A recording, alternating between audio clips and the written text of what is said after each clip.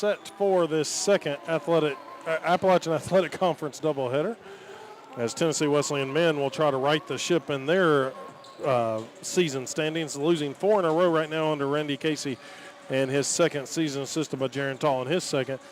They are trying to get to an even 500 overall and get to 5-3 in conference play with a win today against Spartanburg Methodist, again, who is the newcomer to the conference. Tennessee Wesleyan finds themselves preseason 6, but now in a tie for third, which is a 6-way tie. So it is log jammed in the middle of the men's side. And everyone, including Tennessee Wesleyan, Columbia International, Montreat, Bryan, Union Commonwealth, and Reinhardt, are all trailing Pikeville, who is 7-0 at the top of the men's standings, and Johnson, who is 4-2 in second place, just playing one less game. Truett, McConnell, and Johnson only playing 6 conference games thus far, has Johnson in second place of the conference standings. But Tennessee Wesleyan Bulldogs will try to right the ship against the team that they did beat earlier this season on the road at Spartanburg, 84-79. Outscored them 39-37 in the first half, and then 45-42 in the second half for the 84-79 win against the Pioneers on their home floor in their first AAC matchup.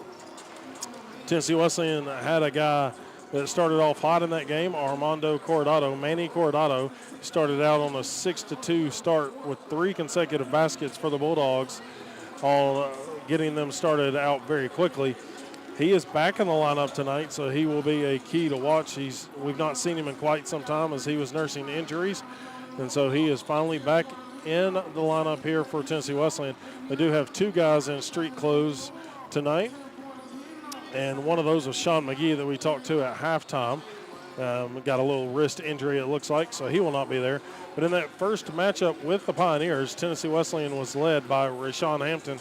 He had 19 points, 4 assists on the night, along with 8 rebounds. And then Stratton Lavorne added 15 points. J.J. Ruckert at that time had a career high of 13 points, and Charles Neverdon added 11 points for the Bulldogs, who were on a 3-game road trip. That was their second conference win of the season. They started out 2-0 in conference play and found themselves at the start of at the top of the standings to start out the season. On the other side for Spartanburg Methodist, it was Musa Marithi who had 22 points for them. C.J. Terrell had 9 rebounds, and then Caleb Jenkins had 4 assists to be their team leaders in the previous matchup on their home floor. Tennessee Wesleyan, as I mentioned, Hampton 19, Neverdon with 11, Ruckert with 13, and Lavorne with 15 in that previous matchup. Jenkins and Brown for Spartanburg had 17 apiece, and Aiken Shannon had 11 points for their double-figure scores. So looking at the last ball game that Tennessee Wesleyan played here on their home floor was against Pikeville, 94-76, where the top team in the conference had their way with Tennessee Wesleyan. Bulldogs did come back and outscore them in the second half, 46-37, but the damage was already done from a 27-point deficit in the first half. In that game, the Bulldogs were paced by Charles Neverdon with 16 points. He had 6 boards as well. 13 points by Rashawn Hampton in his last time out, along with J.J. Ruckert. 10 points by both McGee and Armstrong and Lavorne. So a trio with 10 points in that previous game on Dwayne Farmer Court. But it's a new year, and this Bulldog team is trying to right the ship here on their home floor against Spartanburg Methodist. Spartanburg comes in 3-11 overall, 1-6 in the conference. They are 2-5 on the road, and they are coming off a loss at Bruton Parker down in Georgia. Before that, they picked up a win at Coastal Georgia, 69-68. But then they lost on the road at Bluefield, 99-65, back on December 13th. So Blake Johnson, his 6th season, trying to get this stuff started. DeQuan Powell, his assistant, trying to get them back into the win column as well. They were preseason 12th, now currently find themselves one position lower and last at 13th in the conference standings. But the Bulldogs will watch what the women did just moments ago, and a team that you would have advantage of as far as record and standings came in and won an overtime thriller 71-70. So the men of Tennessee Wesleyan trying to flip the script on that and earn the split here this afternoon against the Pioneers. That previous matchup for the Bulldogs was their best night shooting, 30 of 60 from the field for 50% on the evening in that 84-79 win. They also had 30 defensive rebounds, which is their best game so far this season, and outscored the Pioneers by the 5 points as well. The Pioneers shot 42% from the field and 38% from three. The Bulldogs added 34% from behind the arc. Tennessee Wesleyan, they are the best three-point shooting team on the men's side, 38.7% from behind the arc. They are the number 4 team in points per game, 78.2, compared to Spartanburg, who averages 65.4, which is last place in the conference. Tennessee Wesleyan, also 8.6 steals per game, is the best in the conference as well. And they are a top 5 shooting team, 44.9%. Charles Neverdon, second in the conference in points per game. Rashawn Hampton at 18.5, and then 5th best at three-point percentage at 43.5. Charles Neverdon is 4th in the conference in three-point percentage at 44.4, and he averages 14 points per game. On the other side, let's look at your starting lineups. For Coach Jackson and his ball club, it'll be number 4, Caleb Jenkins, a 5'7" sophomore guard from Sumter, South Carolina. Number 11, 6'7" senior forward, Calvin Brown from Jacksonville, Florida. Number 12, C.J. Terrell, a 6'7" freshman forward, 10.9 points per game from Greenwood, South Carolina. And number 15, a 6-foot junior guard, Kennedy Aiken Shannon, Loganville, Georgia native. And then 24, the redshirt freshman, 6'2" guard, Musa Marithia, 13.5 points per game from Simpsonville, South Carolina.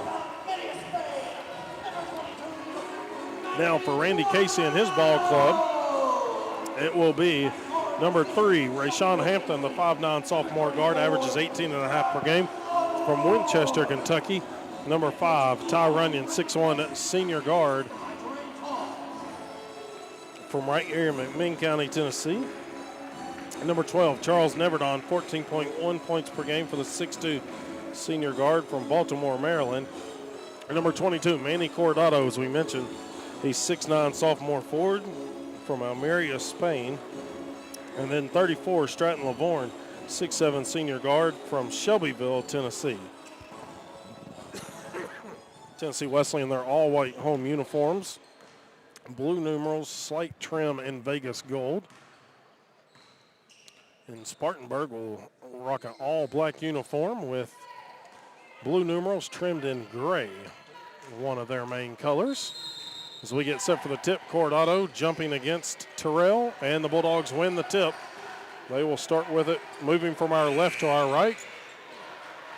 Horn sounded, but they'll play on. Ty Runyon running the point. Bounce pass down to Coronado, back to the basket, up off the glass and good. And the Bulldogs strike first. Good deal to get Manny Coronado into rhythm down low. They've missed his size inside for over a month now. He, much like Jalea Lindsay, only in 6 games. Jalea Lindsay on the women's side was only in 4 games this year. Here's a drive by Runyon after the miss. Runyon goes reverse layup and comes down awkwardly but hops to his feet. And the first foul of the game going to be called against the Pioneers, number 12, C.J. Terrell. That was his first foul. Runyon going to step to the line. Ty, local product, 80.8% from the line. Knocks down the first one, 3-0, Bulldogs in front. Still under a minute played.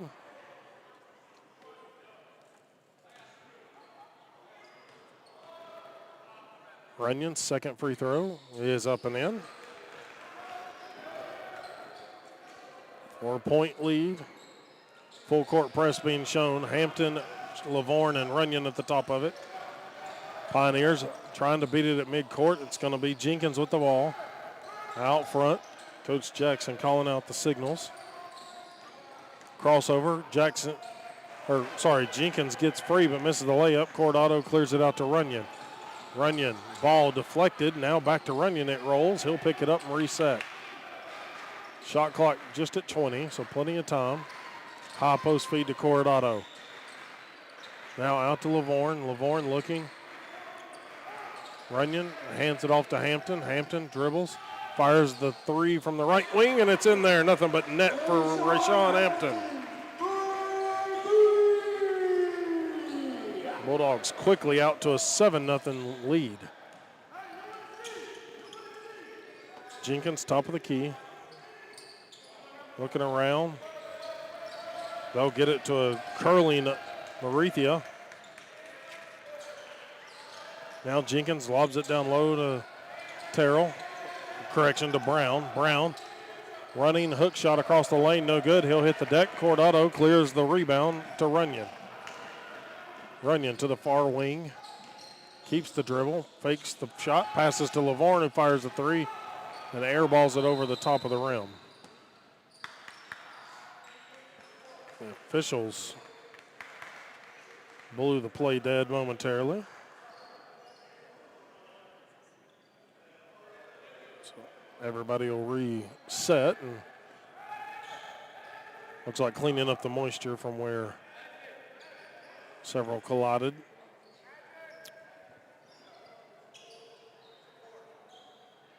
Wesleyan moving from our right to our left to right. It'll be Spartanburg's ball though. Aiken Shannon throw it in. He'll get it into Jenkins. Jenkins calling out the signals. Works it up the near side of the court, guarded by Hampton. Hampton looking for any screens coming out the left side. It's a little give and go with Brown. Now baseline. Jenkins drives, slips it out front. Aiken Shannon. Now Brown back to the basket. Fade away on the baseline is good for the senior forward. 7-2.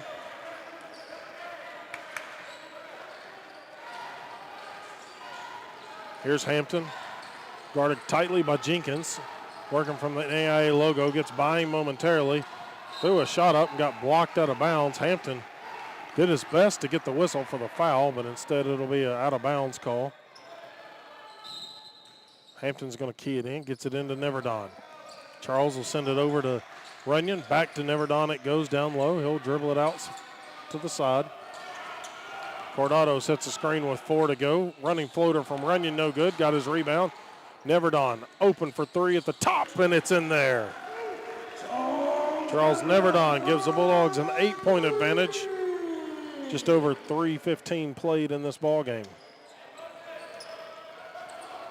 Aiken Shannon out front. Goes right off a screen. Cordado blocks the shot to the baseline. Bulldogs will set up defensively here in the half court. 14 to shoot for the Pioneers. Inbounds comes to Brown. Back to the basket against Cordado. Cordado hand in his face the whole time. Long delay on the rebound, comes down to Hampton. Hampton pushing the pace coast to coast. Running floater is good for Rashawn Hampton, and it's a 10-point advantage for the Bulldogs, and it forces a quick Spartanburg timeout. It's a 30-second timeout. We will be back in 30 seconds, back in 30.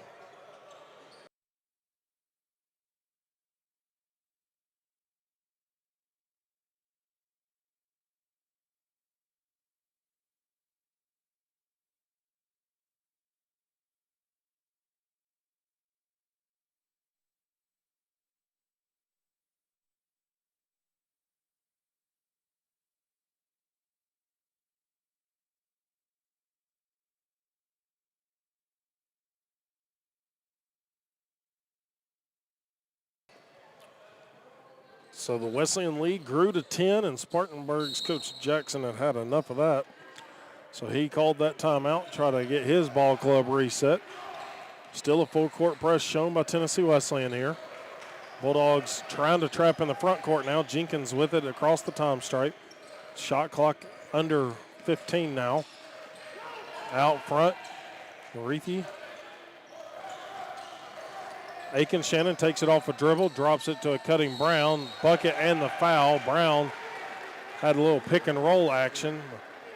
Cordado's going to pick up the infraction, his first, team first. 12-8, Tennessee Wesleyan in front. They rattled off 7 straight. And then 5 straight after a score by the Pioneers. Now the free throw is good, so it's a 3-point play for Calvin Brown. Runyon takes it off the dribble to the left, reverses around a screen, double screen. Neverdon sidesteps the defender. Pass across the lane to Coronado. Nice little unselfish play there by Neverdon to get the assist on the bucket by Coronado. Transition defense hurting the Bulldogs. Seen that a couple of times this year as Brown or Terrell, I believe it was Brown, quickly got back. Cuts it down to a 7-point game again. Bulldogs had it knocked out of bounds. Number 30, Jack Armstrong, coming to check in. The freshman forward will enter for the Bulldogs, Coronado.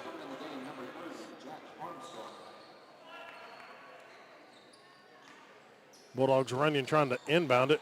Neverdon gets tackled, no call. Ball thrown out of bounds. Is thrown ahead of Armstrong.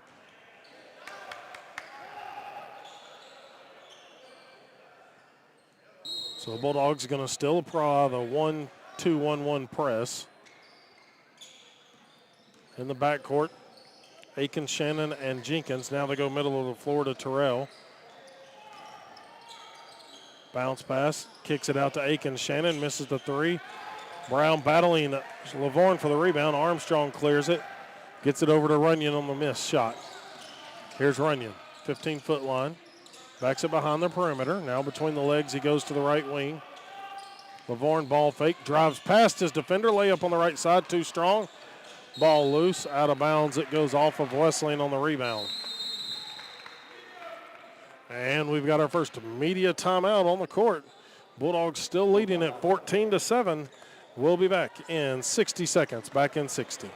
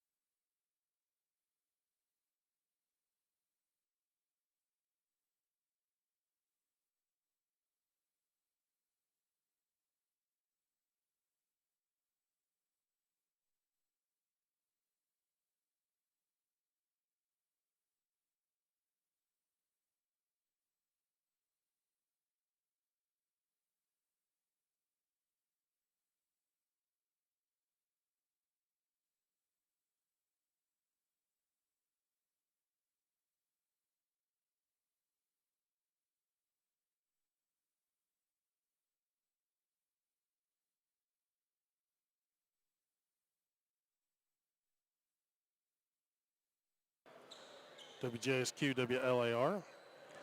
Athens, Tennessee. Jared Wright bringing you this Appalachian Athletic Conference doubleheader. Spartanburg Methodist with the ball out of the timeout. It'll be Jenkins bringing it up the floor. Shadowed by Hampton. Wesleyan dropping the defense back after a couple of missed transition opportunities. 3-pointer up by Spartanburg, no good. Lavorne skies for the rebound. Here's Hampton on the clear out. Gets all the way to the rim, high off the glass, no good. Ball loose, ends up into the hands of the Pioneers.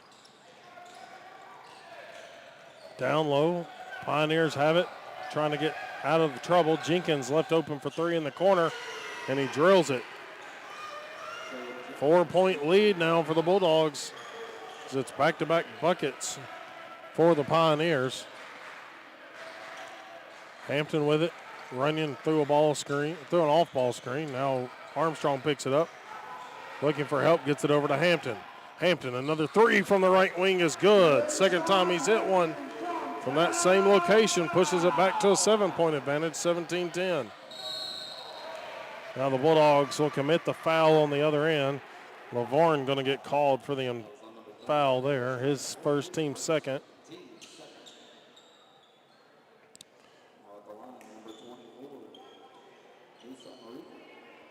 Musa Marithi will step to the line. He is a 72.7% shooter on the season. Averages 13.5 to lead the Pioneers.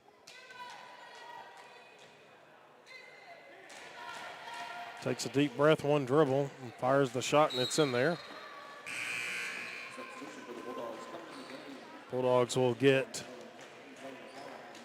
Number 15, Zaylin Callahan, the senior guard out of Powder Springs, Georgia, into the ball game, along with Cordado returning, and then number 20, J.J. Ruckert, will enter from Atlanta, Georgia. Both free throws good. 5-point game, 17-12.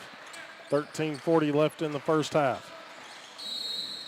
Moving screen called on Tennessee Wesleyan's Rashawn Hampton, his first, team third.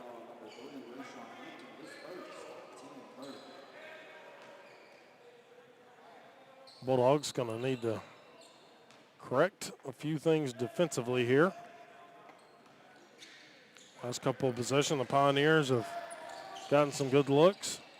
Out front, Terrell with it. Now gives it to Aiken Shannon, top of the key. And the second foul called on Hampton. Hampton trying to fight through a screen there by Brown, or Terrell, correction. Wesleyan's going to get a substitution in for Hampton. Number 2, 6'7", sophomore forward, Omarion Barber from Norfolk, Virginia, will check in. Inbounds comes to Terrell. He'll take it to the left side. Hands off to Aiken Shannon. Lost the ball. Ball free. Callahan comes away with it. Gets it over to Neverdon. Neverdon quickly up to Barber. Step back corner three for Barber. Short. Just glances off the front of the rim. Marithi with a circus shot. Missed it. The putback is good for Terrell. And the Pioneers cut it down to a 3-point game, 17-14. Under 13 to play in the half. Callahan with it. Neverdon had it off his foot. He's able to pick it up in the back court. They say it was deflected. Here's Callahan. Callahan drives. Out to Neverdon. 3 from the top of the key, no good.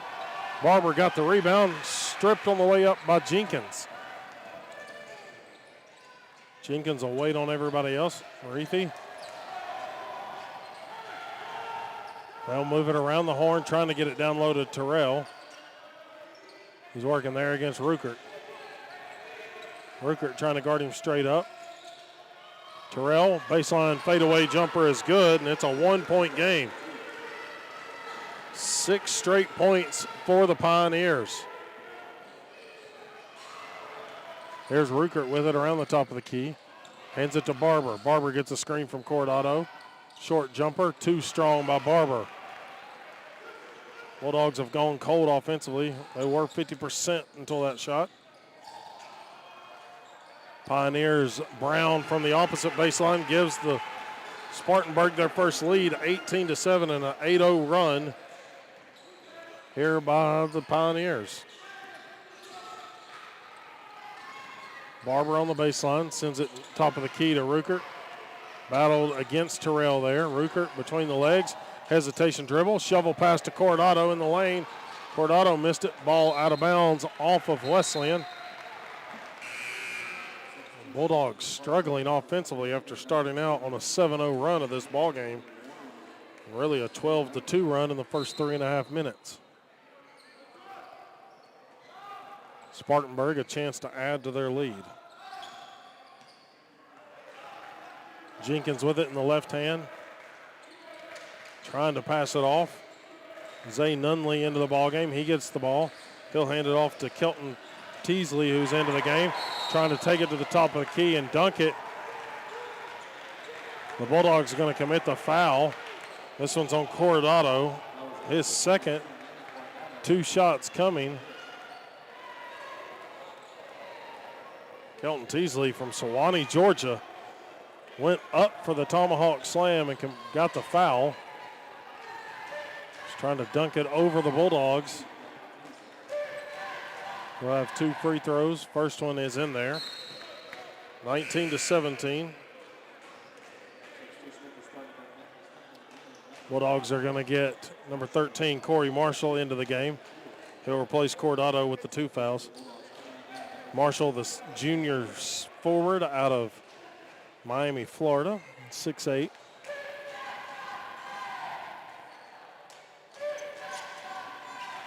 Both free throws good for the Pioneers there. Callahan walking it up the floor, guarded there by Marshall Lamb, number 5. Here's Marshall for Wesleyan. Top of the key, feeds it down low to Barber, pass intercepted. Bulldogs not back defensively. Lamb with it, far wing for 3. Bounces off the front of the rim, ball chased down by Marshall. Clears it out to Neverdon. Neverdon pushes it across the time stripe. Kicks it over to Neverdon from Callahan, back to Callahan, far corner for 3. Nope, only a 2, the official says. Bulldogs to within 1. Stops the 10-0 run by the Pioneers. Here's a drive by the Pioneers. Ball loose, intercepted here by Marshall. He'll clear it out to Callahan. That pass is Hunter DeCure. Got intercepted. Marshall goes baseline. Bodies up. Left-handed layup is good. Bulldogs back in front by 1.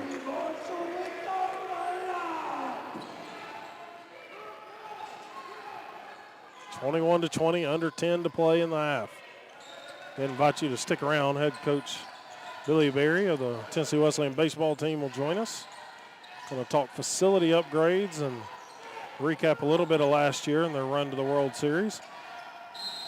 Baseline reverse layup and the foul as Teasley is going to draw another free throw coming his way. Neverdon commits the first of his, 6th on the Bulldogs, and that brings us to another media timeout. So we will take a 60-second timeout. Bulldogs trailing now 22-21. We'll be back in 60 seconds.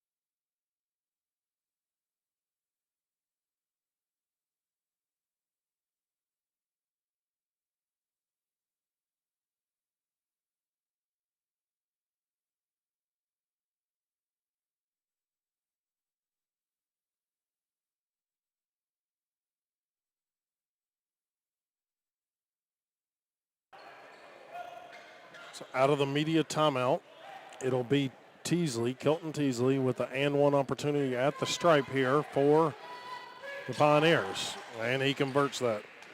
So Pioneers go back in front by 2. 23-21, 9:26 remaining. Callahan calling out the signals. Hampton back into the ball game. Out there with Barber, Marshall, and Ruckert. Ruckert gets the handoff, goes to the 15-foot line, has to double bump the jumper. Here comes Teasley on a fast break, gets fouled on the shot. And Kelton Teasley is kind of hard to defend right now for the Bulldogs. Hampton's going to pick up his 3rd. 7th foul, so it'll be a 1-and-1 for the next 9:05. Runyon coming back in. Teasley knocks down the first one.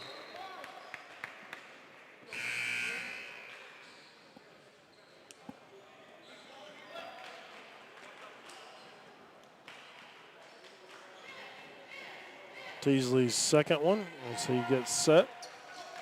His is nothing but net.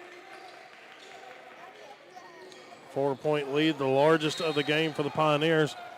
Bulldogs nearly turn it over in the backcourt. Runyon's going to be the guy to inbound at this time. Full court pressure shown by the Pioneers. Here's Callahan, guarded tightly there by Aiken Shannon. Trying to get past him. Runyon comes to the screen middle of the floor. Callahan with it, still in possession. Had it poked away. He and Marshall trying to battle for it on the ground. Jenkins jump ball. It'll keep, well, nope, it'll send it actually Spartanburg's way.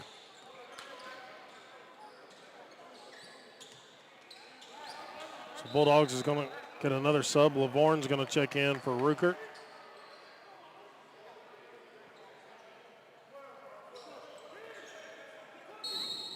Teasley set to inbound it to Jenkins.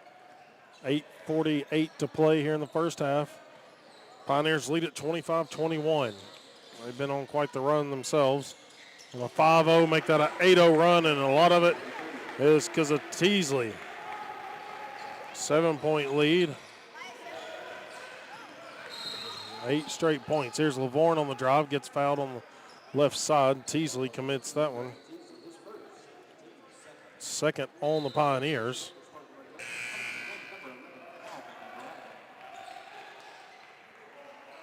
Back in the game, Calvin Brown. He'll replace Terrell. Runyon, long lob into the front court to Callahan. Marshall comes up and gets it. Now right side to Barber. Callahan off a screen from Marshall. Running floater, no good. Chased his own board, battling for it. Possession arrow will give it to Wesleyan. Shot clock will stay at 20. It'll be Runyon once again to key it in underneath. Far side. Lob into Lavorne, middle of the floor. Easy lay-in for Stratton Lavorne. Cuts it to a 5-point game, 28-23. Bulldogs need to stop the man with the ball, and that's Teasley. He's got 10 so far. Behind the back dribble by Brown. Fadeaway jumper in the middle of the paint is good. Pioneers knocking down everything in the middle of the floor, it feels like. 30-23, and then a foul on the drive here. This one's going to be on Jenkins, his first, team third. As Runyon got tripped up pretty hard there. He's back on his feet. He'll be the guy to key it in. Bulldogs are going to get a substitution. Number 24, Aaron Lane, into the ball game for Callahan. 6'5" freshman guard from Kingston, Tennessee.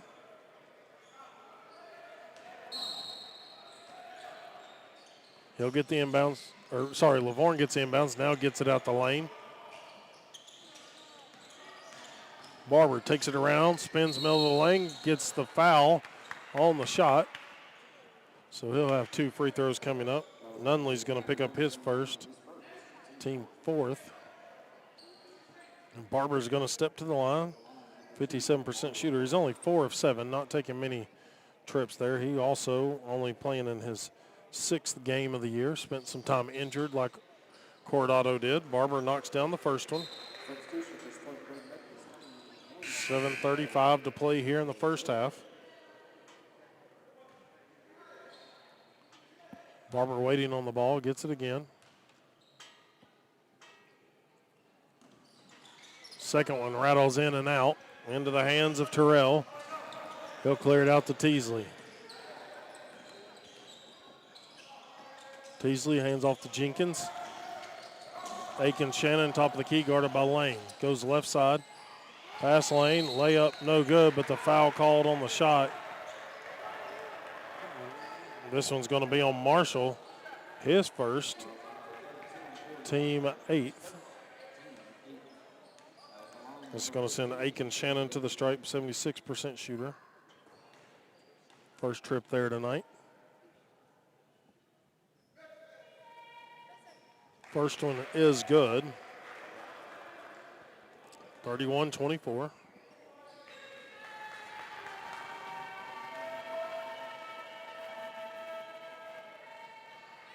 And the second one is good as well. 8-point lead, their largest of the ball game. Wesleyan having trouble in the backcourt. Stolen away by Jenkins.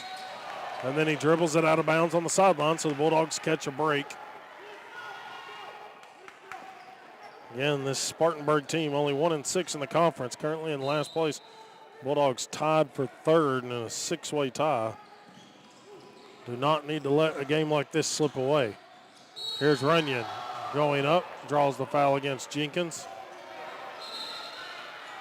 Then a technical foul issued, it looks like, on Spartanburg. At least the official, I believe, made the signal. We're going to wait and see. Black 4 gets the foul. 2 shots for Ty Runyon coming. So no technical foul called, so the other official just blowing. Nope, it is. It is a technical on Caleb Jenkins, so 3 fouls on him.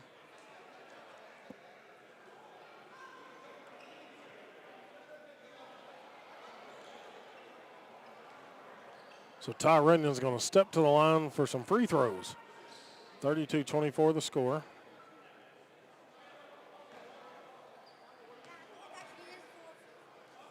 So Runyon's first free throw is in there.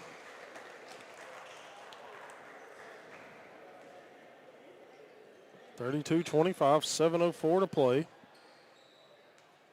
Second one he rattles home. He'll take a couple more technical free throws. Misses the third.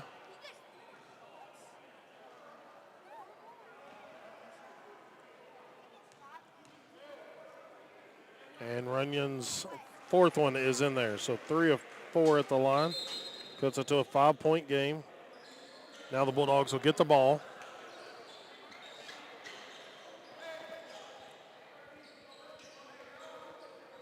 Yep, just double checking. Jenkins, by the official stats, does have 3 fouls.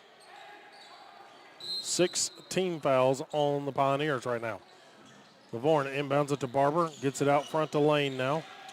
Lane gets it to Lavorne. Lavorne up and under. Layup. Spins off the rim. Ball battled for. Marshall trying to get it and dribbles it off his leg.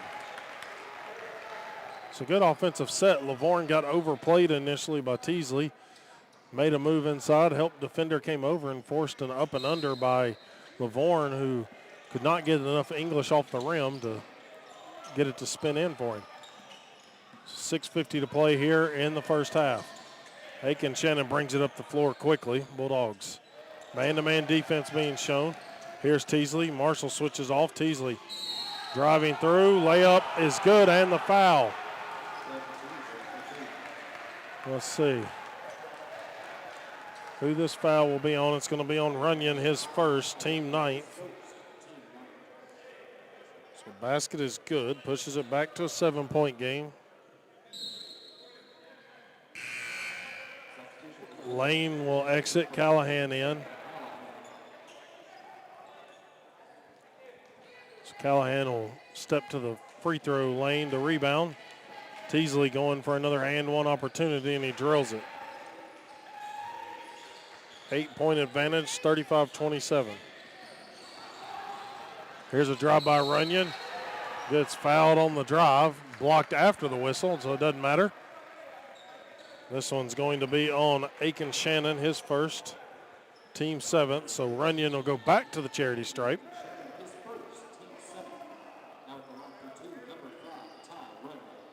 Ty Runyon, 5 of 6 so far tonight. He'll have 2 more coming. Misses that one on the 1-and-1. Nope. Everybody made a move like it's 1-on-1, but pretty sure the official claimed 2-shot foul initially, so all good there. Brown will enter as it looks like Nunley will exit. So Runyon back at the line. Knocks down the second one. 6:31 to play. Runyon almost picks the pocket of Teasley in the backcourt.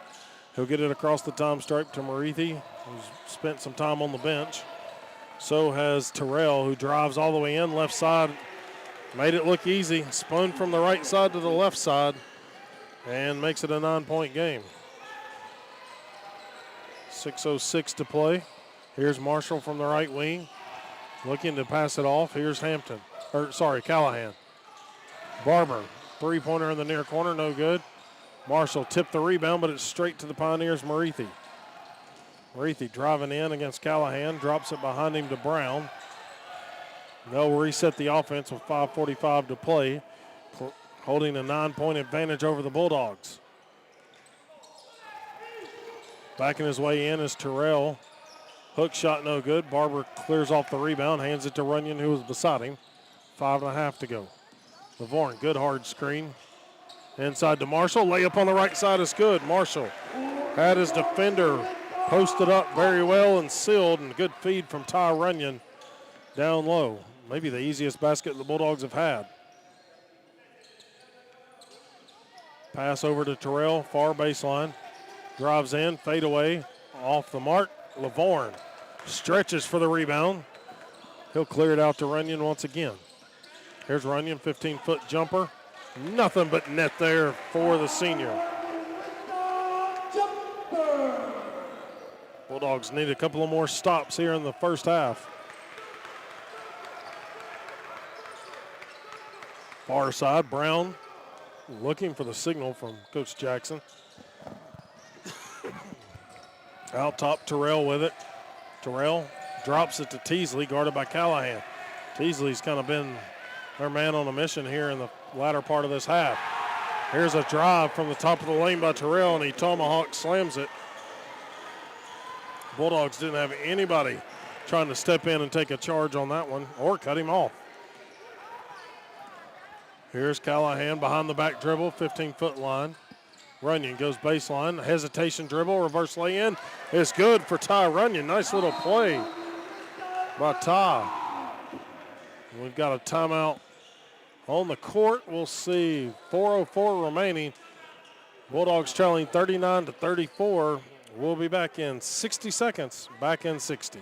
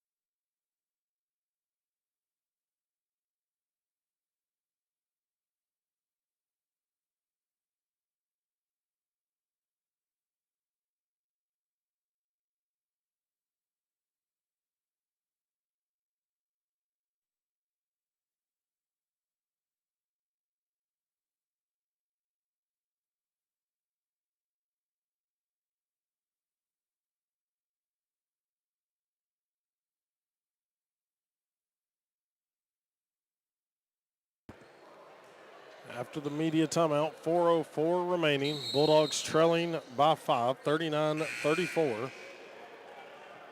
Trying to use the last few minutes here to cut into this lead and maybe stop Spartanburg, who has had quite a bit of rhythm getting to the hole. The big slam by C.J. Terrell was the latest offense there on the offensive end for the Pioneers. They'll have the ball out of the timeout. DeCure now to Marithi. Marithi fade away from the 15-foot line, no good. Marshall, good seal out on the defensive side. Gets it to Runyon. Runyon looks, 15-foot, fade away jumper, short. Looked good, just too short and had to adjust maybe in the air. Now the ball poked away by Runyon. Ruckert ends up with it, clears it out to Neverdon. So Neverdon, Lavorne, Runyon, Ruckert, and Marshall, the 5 for the Bulldogs. Lavorne passes up the 3, shovel pass to Marshall. Marshall goes up with the left hand and puts it into the rim. So a missed opportunity. Marithi with it. Pioneers move it to the right wing into the hands of DeCure. He'll take a deep 3, airballs it. The Bulldogs commit a foul underneath, trying to fight with Terrell for the rebound. And Marshall's going to pick up his second, team 10th. That's going to send C.J. Terrell to the line.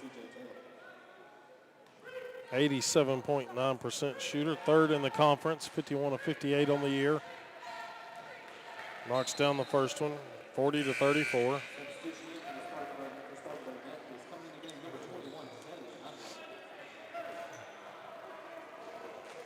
21 Nunley back into the ball game for the Pioneers.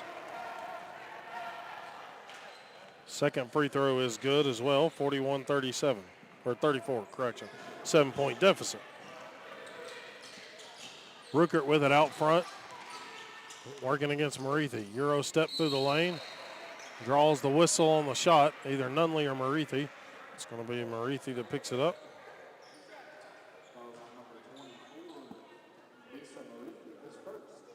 So Ruckert will step to the line, 44% shooter on the season.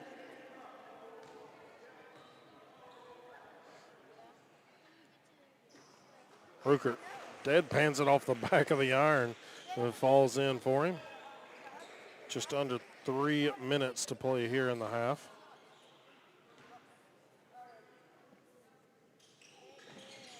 Ruckert misses the second one, ball loose. Picked up by the Pioneers, and then the foul is Aiken Shannon had it, and Ruckert's going to get the frustration foul. His first, and there'll be 2 shots coming for Aiken Shannon.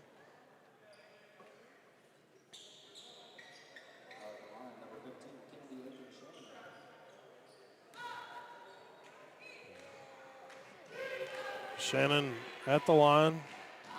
2 for 2 so far today from the stripe. Makes the first one. 42-35.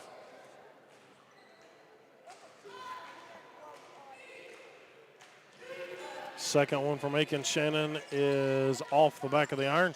Ball tipped away, ball battled for on the floor. Aiken Shannon with it. Clears it out to Teasley. Now back on the baseline to Terrell. Ruckert comes in to block it. Terrell gets his rebound, gets fouled again. This one's going to be the third on Corey Marshall for the Bulldogs. So foul trouble piling up for Tennessee Wesleyan here. Jack Armstrong coming to the scores table to replace Marshall with 3. Terrell missed it. Marshall will exit. Teasley calling out the signals here as Terrell's getting ready to take the second free throw. He makes this one. 43-35, 8-point game. Runyon with it between his legs, now to Neverdon. Neverdon sends it back near side to Runyon. Back to Neverdon it goes. Neverdon back to Runyon. Runyon lost the handle, no look pass to Ruckert. Far corner for 3. In there for J.J. Ruckert.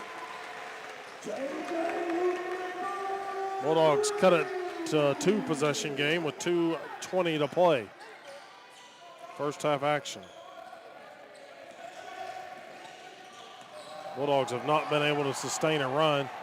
No offensive foul called on the Pioneers. Ball chased down. It goes out of bounds off of Teasley. Tennessee Wesleyan will have it. Here's Runyon. Sends it over to the line to Neverdon. Ruckert fakes the 3. Up and under. Layup and the foul is good for J.J. Ruckert. Chance to cut it to a 2-point game. That foul committed on number 2, Kelton Teasley, his second, team 9th. Marithi will replace Teasley.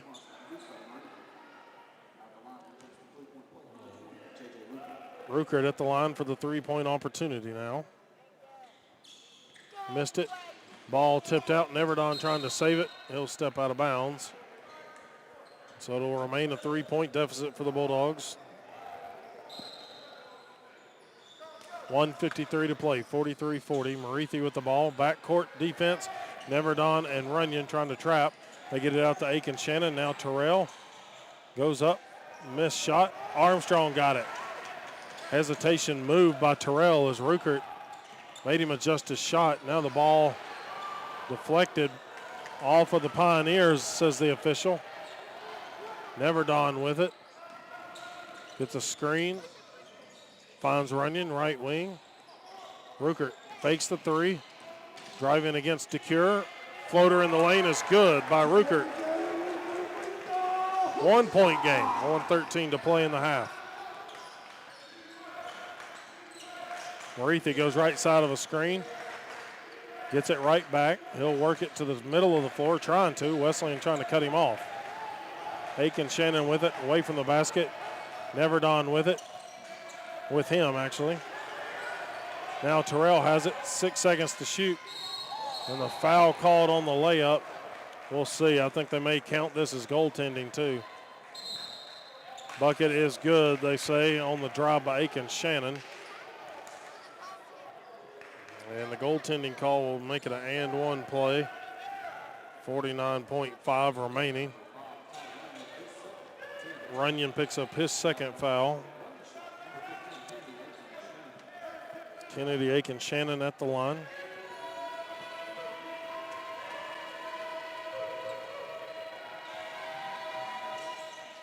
Makes the three-point play. 46-42. Callahan into the ball game. He'll replace Runyon. Callahan gets the ball. Callahan pushing it up the floor, guarded by Marithi. Gets it to Armstrong, now over to Ruckert. 40 seconds to go in the half. Armstrong back to Ruckert.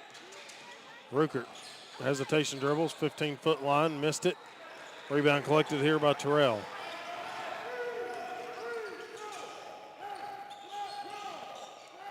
Terrell with it. Freshman forward has played outstanding so far for the Pioneers. Marithi away from the basket. Second differential in game and shot clock. Callahan calling it out. Screen opposite side. Marithi doesn't use it. Shot clock at 5. Here's Terrell. Lost the handle on the way up. Ruckert has it on a fast break. Ruckert has it stolen away at the buzzer. And a huge comeback from behind by DeCure to cut off J.J. Ruckert, who is a high flyer and was ready to throw one down. So at the end of the first half, it's the Bulldogs trailing the Pioneers 46-42. We'll be back in 60 seconds. Back in 60 seconds.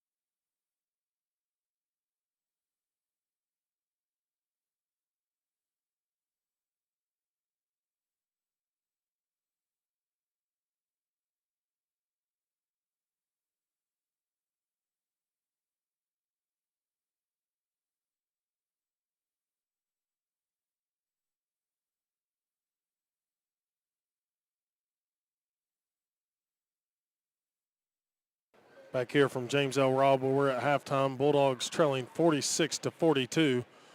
And Coach Jason Smith's going to join us to recap the women's game a little bit before we talk to Billy Berry. But let Coach Smith join us up here. Again, Bulldogs trailing 46-42. But Coach, got me there? Yes, sir. All right. Welcome back. Happy New Year, but unfortunately not the happiest of New Year to start the game here at home. No, not at all. A heartbreaker there in overtime. You have a chance down the wire to win this one. You go and just kind of a lot of plays indicative of that, but just free basketball and it just doesn't work out your way. And unfortunately on a 6-game slide right now, how is the team feeling after that one? Well, obviously they're a little bit down, obviously, because they played hard. You know, it wasn't like for a lack of effort that we didn't, lose a basketball game. I like how we played. I mean, we were down 8 in regulation with a couple minutes to go and fought back and got it to overtime. And then again, we were down 8 in overtime with less than 3 minutes to go and fought back, took the lead. And we did one more stop and didn't get it and got a couple nice looks to win the game and neither went in. So the difficulty is that, like we said a lot of times with this team, there's not a lot of room for error with this team. And, we didn't shoot it well enough. I think if you look at the stats, I mean, we out-rebounded them, out-scored them in the paint. We won almost every stat except shooting, right? So they shot the ball better than we did, and that's the game today. Yeah, I thought it was kind of a tale of two games. You have one of your worst three-point shooting nights.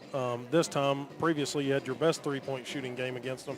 And it wasn't, I think, for the lack of trying. Like you said, you had open looks, just shots weren't falling for a lot of key girls, except for maybe Cameron Brown knocking down several for her. Well, she got hot late, right? You know, I think before that we were 4 for 26 before she got hot, and then we still stinking almost won the game. So the challenge is that you know, we got to shoot a little bit better to win games, but you know, we've been working on some things to get better. You know, we did a better job in defensive transition than we have in the past. So I'm trying to find some wins for our team there, but you know, our two Northview girls had a good games. You know, if it wasn't for them, we were in a lot of trouble, right? So the hard part is there's no let up.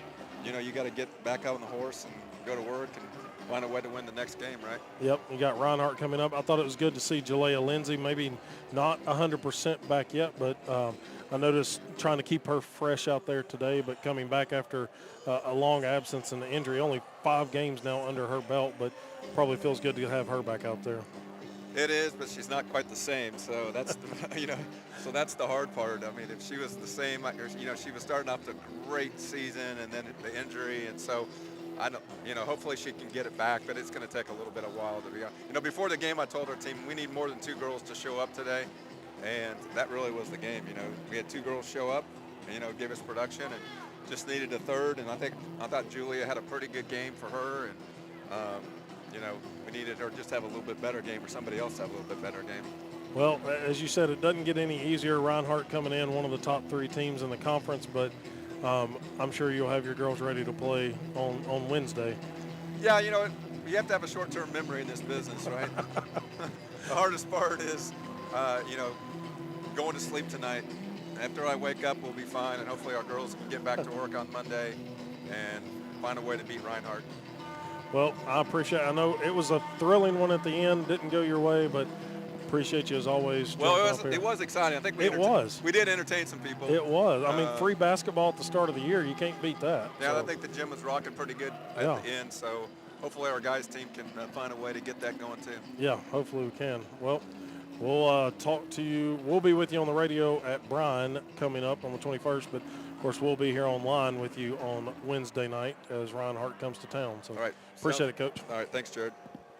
As Coach Smith talked about, just needed more than just a couple of girls to have it going tonight to make a difference, and just couldn't get it done.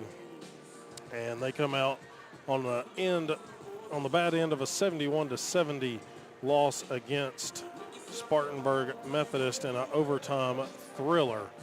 Again, we're at halftime here, 46-42. The Bulldogs trailing the Pioneers, as Tennessee Wesleyan men trying to make it a split on the evening in Appalachian Athletic Conference play, as head coach of the baseball Bulldogs making his way over, Billy Berry.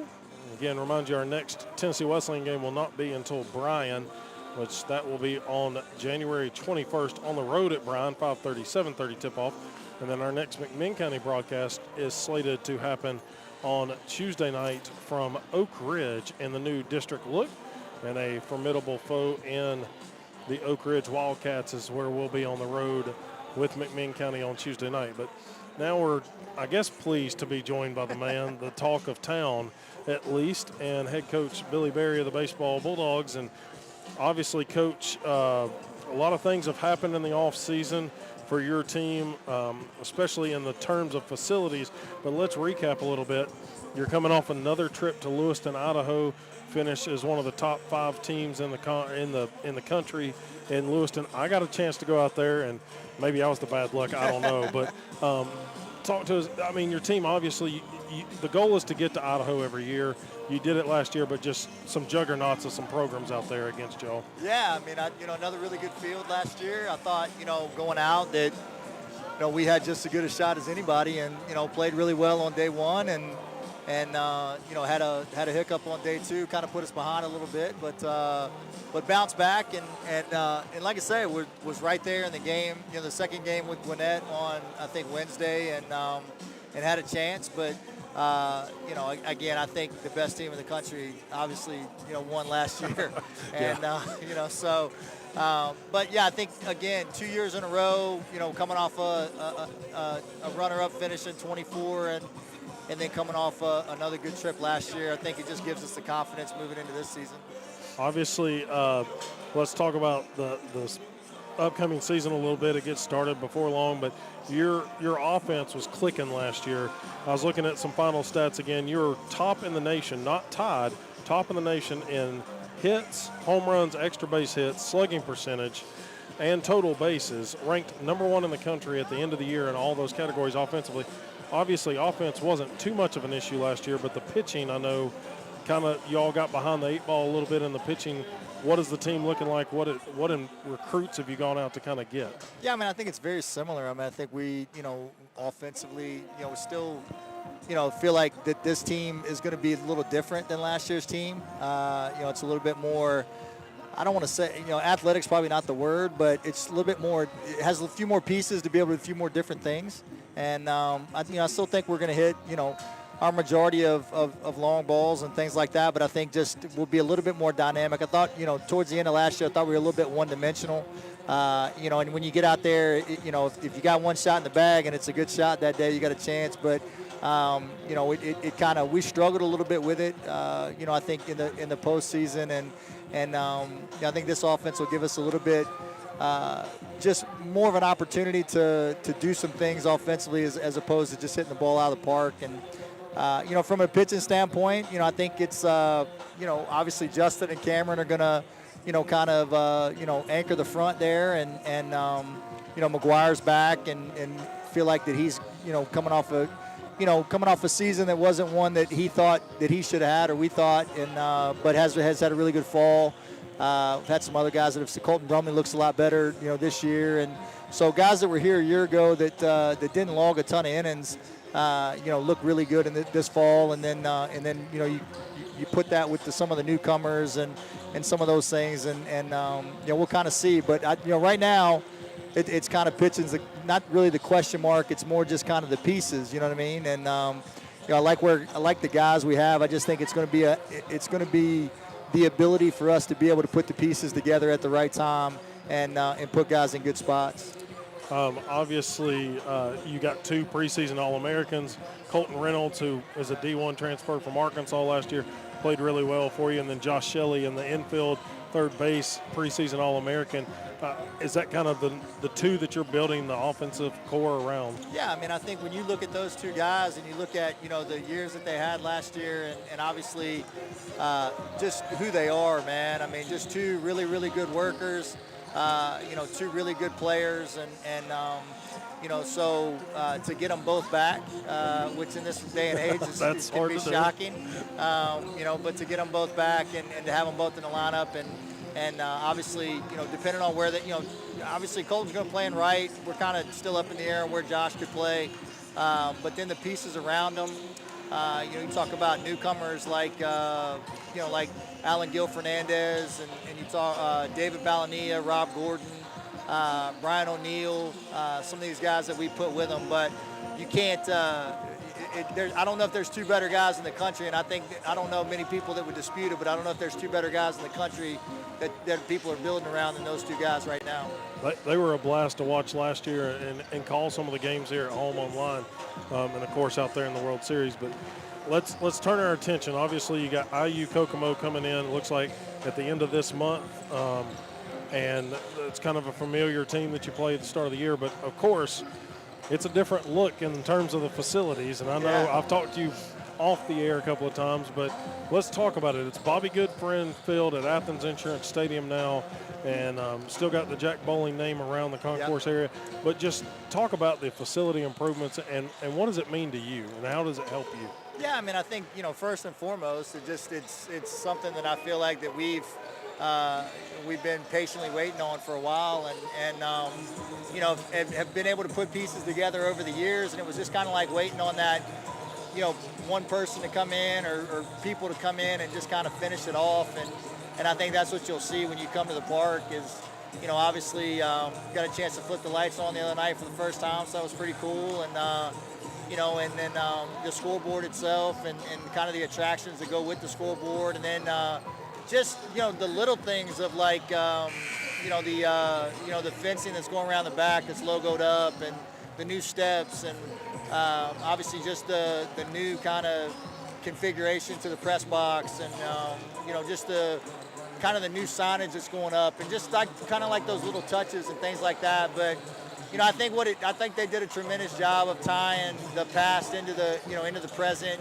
With obviously I've said this many times. I mean, none of this gets started if Jack Bowling doesn't do what he did, and so to have the concourse named after him, and then obviously Alan kind of stepped up second, and we went with Athens Insurance, and then now with Bobby Goodfriend doing what he's done. And so I think I think they've done a tremendous job of tying together the past and the present, and to take all three of those men who've been so their gifts financially and what it's meant to the program, and to kind of carry those three names right kind of through the facility and through the program, I think was the right thing to do. And I'm glad we were able to tie all those things together. We got the Neal and Pickle, the pickle jar, so we got the Neal and Pickle, so obviously we were able to put Nealon with that as well, and because he's been such a big part. So I just feel like all the names they're appropriate where they are, and they mean so much in their own way, and to each of those four names to get a piece of the facility, I think was important. So as far as for us, man, it's just it's kind of like you walk up there some days right now and you don't even realize it's the same place. I mean, I got here in the summer of 2005, and we were chain link all the way around, and so no lights. No lights, no indoor, no nothing like that. But to really just kind of I've taken times during the day, especially the last few really over the last month, and you just kind of walk around, and again, it's just really kind of surreal, and a culmination of a ton of hard work. Obviously, there's been a ton of players here that have paved the way for us to have the success that we've had. And let's be honest, if we don't have the success we have, then we don't have the opportunities we have. So, that goes back to past coaches, Wayne Norfleet, Ashley Lawson, Willie Boss, Travis Watson. And it goes back to countless numbers of players who have paved the way, for us to be able to reap the benefit of what this team's going to get the opportunity to reap the benefit of this season. So obviously everybody wants to know, do you have the first night game scheduled? If so, some of these could carry over into night. They could. But is there one earmark that people need to have on their calendar? Scroll down. Let's see. Scroll down. I think probably, that one right there, I think will be a good one. It'll be 5 o'clock on March 3rd against Georgia Gwinnett, who's obviously another top 5 team in the country. Our first opener, obviously, if you scroll up, our first opener against Truett, will be a good one. That'll be at, that may move to 5 o'clock. I know the Blue Mountain game already is moving to 5 o'clock, so that'll be kind of the first time, that we could potentially, flip them on and go and do that. But as you get down further into the season, you've got University of Cumberland's will be a good one. Cumberland University will be a good one. Those are midweeks. And then as you back off to the end of April, you've got a Milligan at a 7 o'clock and a Johnson at a 7 o'clock, which will be two really good teams and two really good stretches. So as we're back starting, and Spartanburg Methodist comes out and fires another 3-ball. Pushes their lead to 7, talking to head coach Billy Berry of the Baseball Bulldogs, and the facility upgrades. And fans can expect, you're going to see the lights from all over town this year when things happen and they flash on and off, and there's video scoreboard, as he alluded to. It's going to be impressive. Cordado misses a hook shot in the lane, but draws the shooting foul coming up here. But obviously, Coach, it's a huge addition for you all out there. You moved the fence, but one thing I wanted to hit on is this is all in preparation of potentially hosting postseason baseball from Athens, as Cordado misses the first free throw, and that is in the opening round in the NAIA, and the fence had to be a certain angled dimension. Not that the dimensions were wrong, it's just the left field fence cut in, and you need the lights, you need the local area, and we think we have that here in Athens now. And talk to us a little bit about that decision as Coronado misses the second free throw. Yeah, one of the things that, when we started to sit down and talk about the renovation itself, I know that our administration kind of got on the phone with the national office and kind of talked about what are the specs, what are the things that we need to do in order to be in compliance. And that was something that went into the architecture of the fence, and it went into the architecture of the lights, and it went into the architecture. It's a big three right there. So I think that's the part where now we look and we say, okay, from a facility standpoint, and we've been to a lot of different places, but from a facility standpoint, when you factor in the turf, you factor in, all those things, I just think it makes this an optimal site. I think the community itself would definitely, I think Athens does such a good job of rallying around their sports teams and, with the high school and obviously, the college, the university itself. And so it definitely was something that when doing the renovation, it was something that we talked about was we want to upgrade, but we also want to upgrade so that we can put this place on the program itself has been on the national stage, but we want to bring the national stage to us so that our community who supports us so much can be a part of that process of moving from the conference to the opening round to the World Series. Well, you've definitely done that. Wesleyan now men trailing by 4 once again. Coronado goes in strong, misses the layup. Ball chased down by Hampton. Bulldogs will have should be a fresh 20, but nonetheless, Runyon fires a three from the far corner, misses it. Ball tipped around. Lavorne had hit a three on the last trip down, but Spartanburg Methodist comes away with the loose ball.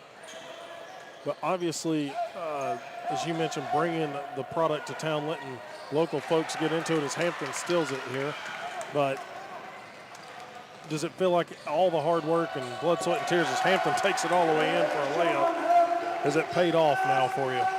Yeah, I think, obviously there's still a lot of work to be done because obviously, now it's we've been very fortunate to be, an opening round team every year and those sort of things.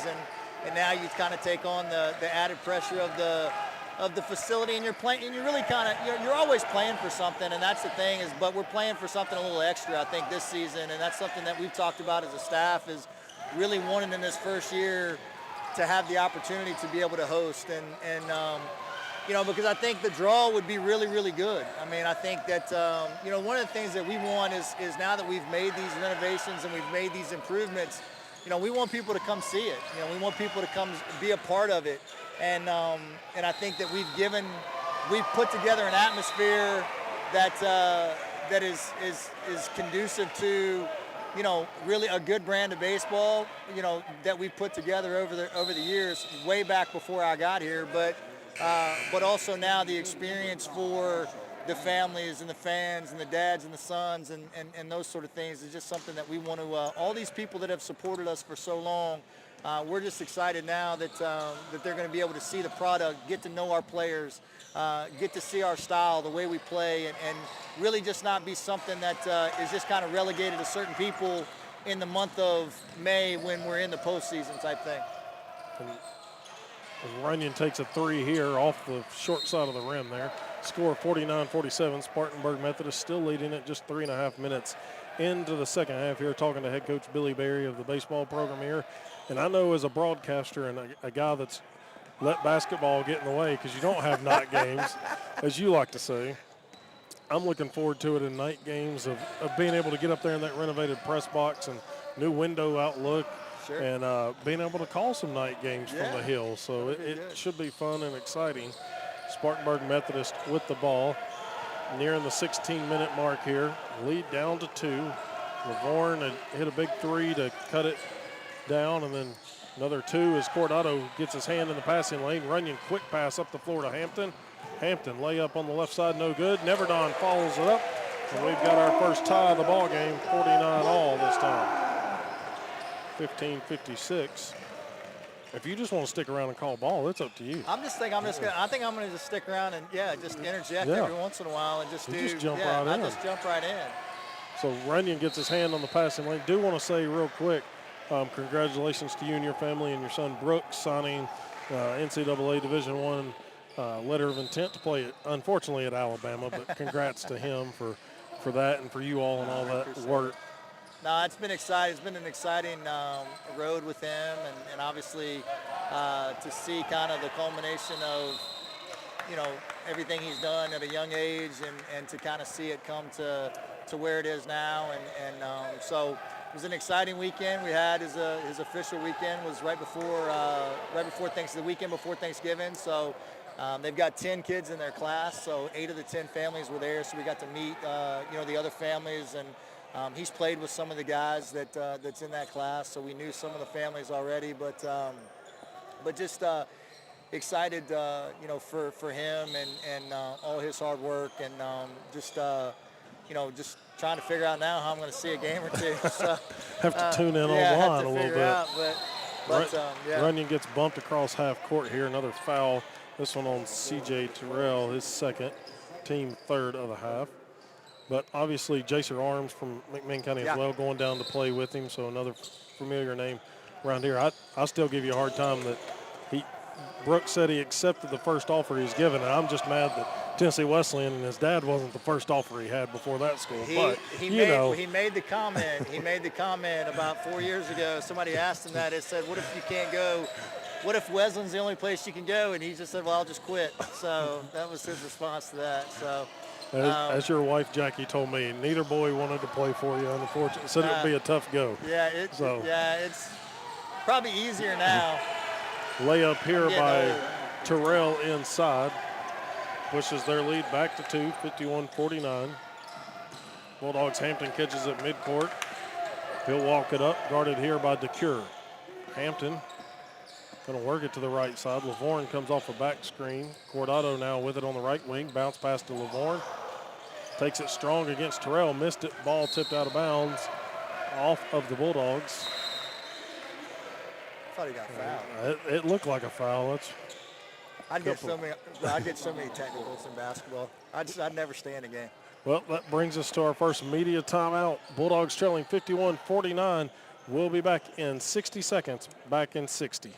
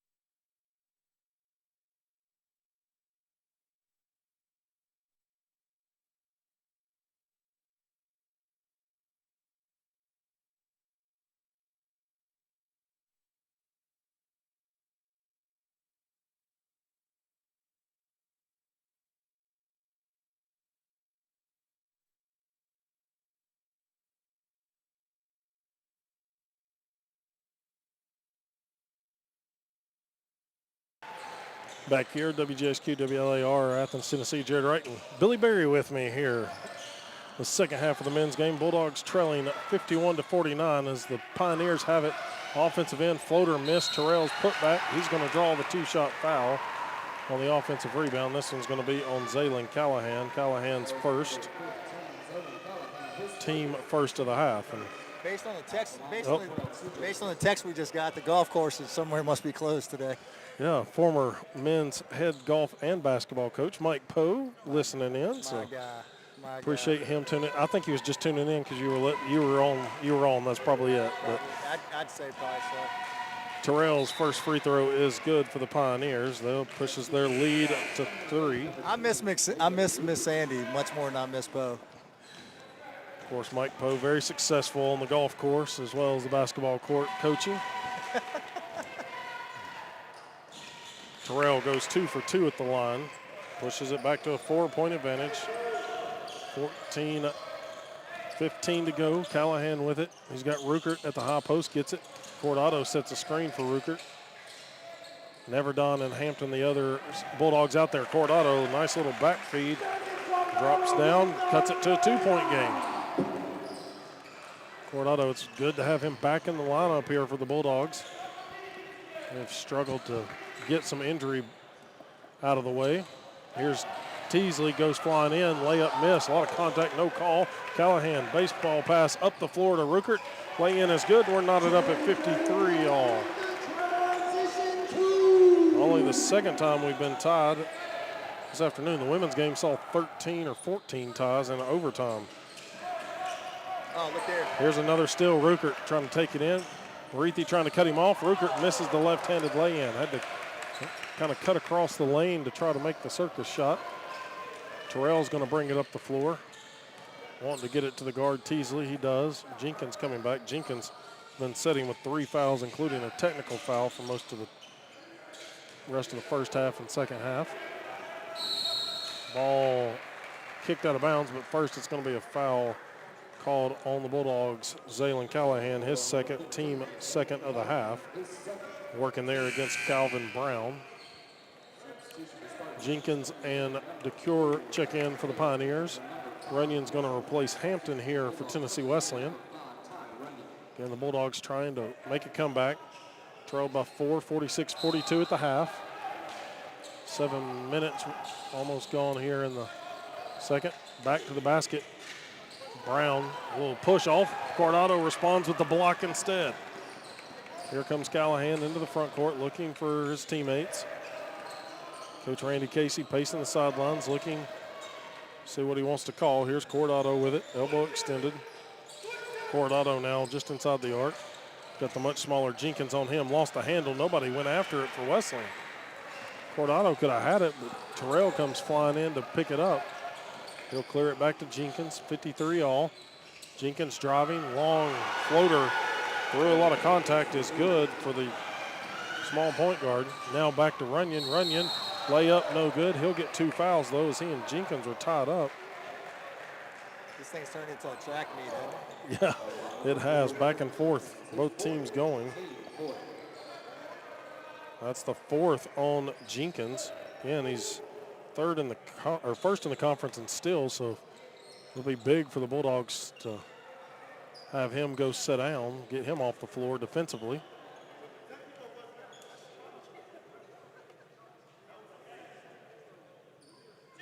Now they're trying to argue the fouls, but everyone in the official book had him at 3 fouls in the first half, so Runyon's going to step to the line anyway to shoot 1 of 2.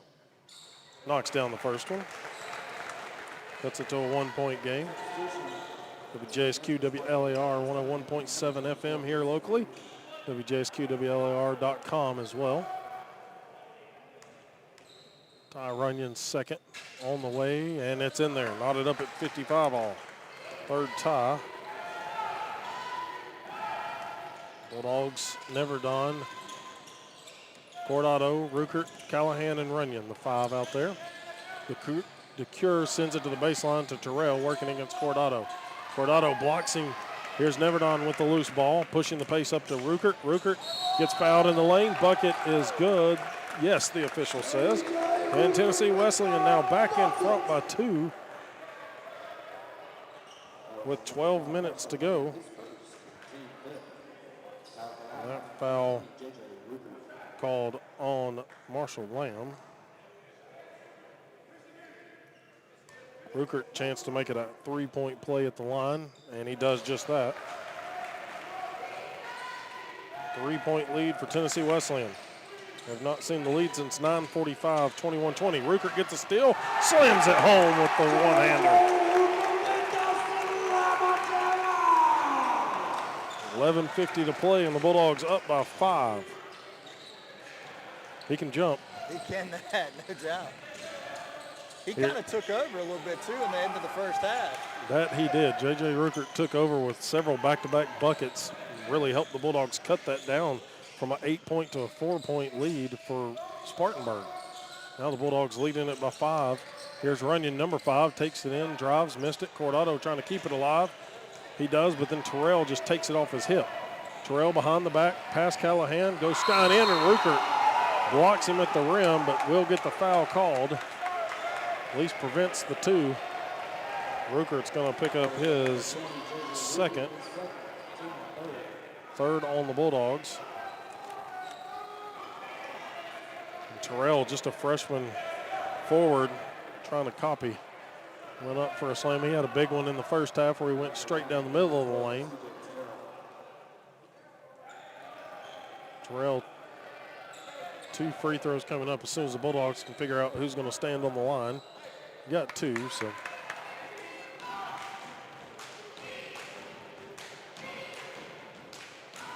Kind of interesting, isn't it, seeing the difference in the new teams in the league and stuff, and the teams coming in? It is.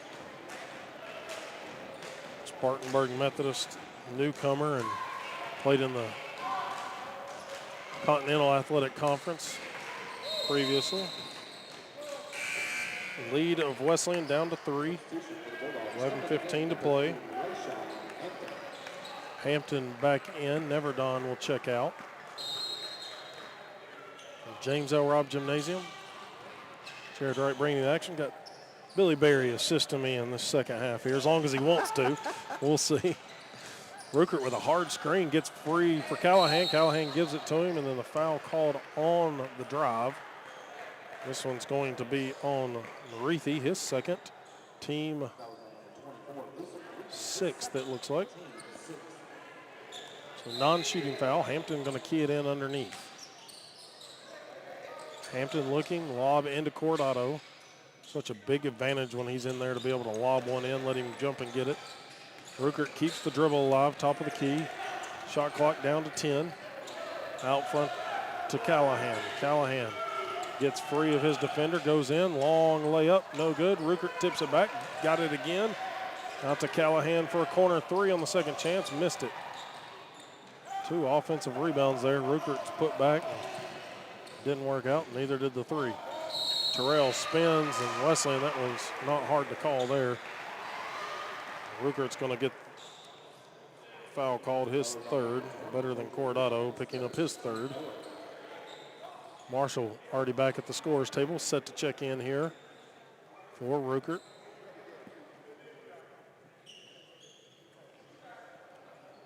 So Terrell back at the line, chance to cut into this Wesleyan 3-point lead. Terrell rattles the first one home, 60-58. Donnie Mayfield doing the sweep-up duties today. I'm telling you, hey, boss man down there working the mop. He was door dashing earlier. I saw him brought the Papa John's He was pizza. taking that pizza down the line. Terrell goes 2 for 2. He's he's a utility AD. No doubt. Popcorn maker, facility extraordinaire here, cleaning up the moisture on the floor. And he got to broadcast some radio with me in Lewiston, Idaho. Yeah. Runyon takes a nice little score down the left side of the lane. Local guy, love Ty. Oh, look here. Here's Hampton with a big steal. Lobs it up for Ruckert. Ruckert Oh, slams my goodness it over. gracious. Marethi. What a highlight play right there. I tell you what, man, he is playing. Like I said, like the last 3 minutes of the first half into the second half, he's killing it. Marethi sends it outside. 3-pointer by Aiken Shannon. Air ball, and then Hampton picks up the loose balls. It's tried to be saved there by Marethi. Here's Callahan, takes it all the way in, running floater. Callahan finds the bottom of the bucket. Momentum on Wesleyan's side right now, 9:37 to play, leading it by 7. Spartanburg might think about taking a timeout here. Coach Jackson's just going to pace the sideline right now. Got to think if they go empty here and Wesleyan scores again, it's coming. Aiken Shannon on the far corner, Callahan with him. Driving in, and Aiken Shannon makes the tough leaner.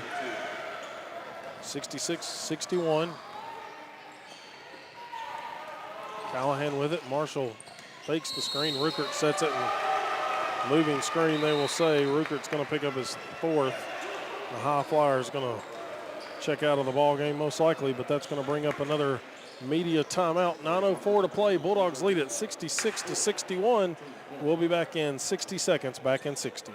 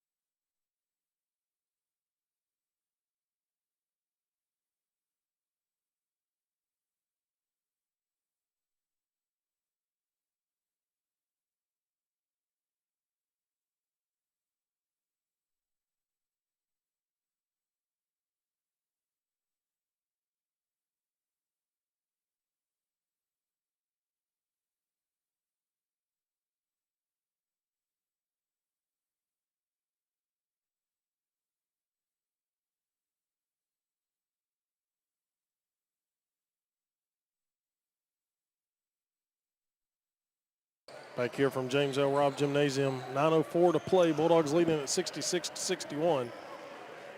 As they have used some quick buckets by J.J. Ruckert, who now finds himself on the bench with 4 fouls, but using the defensive pressure as well. Spartanburg's ball out of the timeout. Aiken Shannon has it, guarded by Runyon. He'll push it across the time stripe. Here's Teasley. Looked like he might have shuffled the feet a little bit. Drive by Lamb. He's going to get fouled on the arm by Ty Runyon. That's going to send him to the line. It's going to be the 3rd on Runyon. 7th.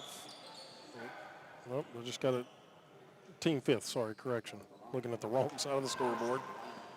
It'll be a 2-shot foul anyway. Lamb at the line. Makes the first one.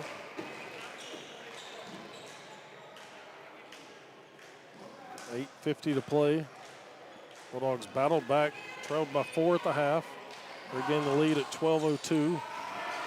Second free throw missed. Terrell gets the offensive board. His putback no good, and Runyon will sky for the rebound here. Bulldogs, Callahan will have it. Hampton, Lavorne, and Marshall the other 4. Here's Callahan around the screen from Marshall. Another screen from Hampton. Callahan keeping the dribble alive. Long scoop. Layup with the left hand is good. Zaylin Callahan takes it and drives. 6-point lead here for Tennessee Wesleyan, 68-62. Aiken Shannon gets tripped up. He was trying to make a drive down the middle of the lane, and Marshall's going to pick up his 4th foul. So the Bulldogs, Hampton with 3, Runyon with 3, Marshall 4, Ruckert 4. That's your foul trouble right now for the Bulldogs. Jenkins on the bench for Spartanburg with 4 himself. And everybody else is 2 or 1. Cameron Pulley checks in, sophomore guard number 0. Cordado back in before the first free throw can be taken as Marshall will exit. So Aiken Shannon back at the line. Takes a spin, then deep breath, he'll come set. Makes the first. Or should be a 1-and-1, yeah. Wesleyan quickly was trying to inbound it.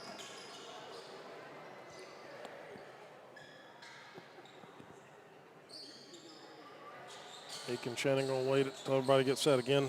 Billy Berry's been with us for the last several minutes and talking baseball during halftime and first part of this second half. But IU Kokomo's the first series end of the month. So 4-game series with a team out of Indiana that will come down. Avoid the colder weather up there. 68-64. Weather stays like it's staying right now. It might be a good series on the 30th and 31st. It could be. I got a bad feeling though. Well, that artificial playing surface at least makes it a quicker turnover to get it ready. Missed by Lavorne. Here's Terrell. Lost it on the way in. Donnie Mayfield nearly got taken out on the baseline trying to get out of the way. His life might have flashed before his eyes, but Lavorne's going to pick up the foul on the retreat. Prevented Terrell from making an easy lay-in, but he's going to go back to the line. He's 10 of 11 from the stripe tonight with 24 points. Averages 10.9 for the freshman. Makes the first one. 7:53 to play, 68-65. Bulldogs trying to get the season sweep on the Pioneers. It was a 5-point victory over in Spartanburg earlier this year.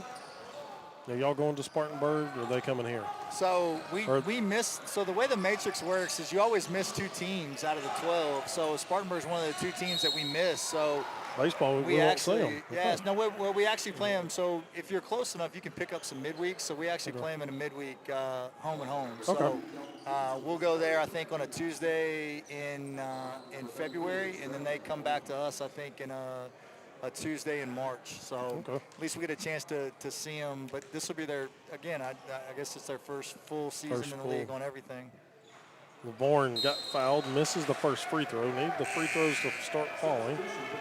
7:38 to go. That was the 3rd foul on Kelton Teasley. Callahan out. Runyon back into the ball game. Lavorne does make the second of two.